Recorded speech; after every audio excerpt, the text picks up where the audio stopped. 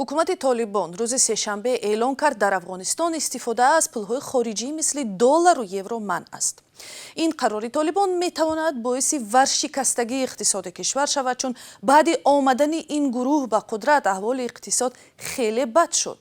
дар бораи ин дастури Толибон қабл аз барнома суҳбате доштем бо Умеди Марзбон, ҳамкорам аз радиои Афғонистони озод, ва нахуст аз ӯ пурсидам Толибон сабаби чунин қарорро чӣ гуна шарҳ доданд.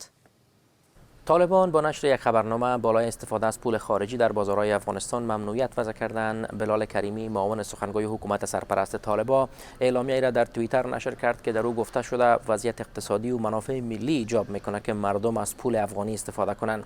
در اعلامیه هشدار داده شده که با متخلفین برخورد قانونی صورت میگیره، اما واضح نیست که به اساس کدام قانون، زیرا طالبان در کمتر از 3 ماهی که حاکم هستند هنوز مکانیزم برای تهیه و تصویب قوانین معرفی نکردند.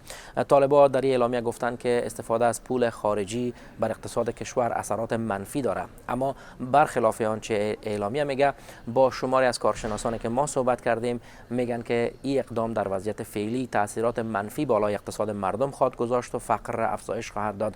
به این دلیل که همین اکنون پول نقد در بازارهای افغانستان کم است.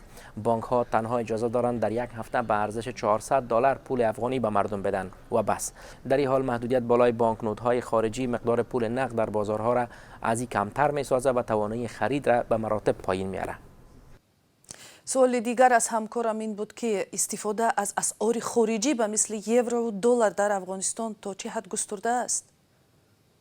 یورو و دلار بیشتر در معاملات بزرگ مثل خرید خانه و ماشین و اینها قابل استفاده هست در افغانستان یا تبادل انتقال پولهای بزرگ، اما در بازارهای معمولی افغانستان مخصوصا در ولایت‌های هممرز با کشورهای مثل پاکستان، ایران، استفاده از واحد پول پاکستان روپیه و یا هم تومان ایرانی بیشتر استفاده میشه. حتی در بازارها خرید و فروش معمولی مردم از دکانها هم با همین واحدهای پولی صورت میگیره. مثلا در ولایت های مثل کندهار، هلمند، ننگرهار بیشتر پول روپیه پاکستانی رایج هست و همچنان در ولایت های مثل هرات و نیمروز بیشتر تومان ایرانی استفاده میشه که البته این اعلامیه هم بیشتر تاکیدش بالای همین داد و ستدها است.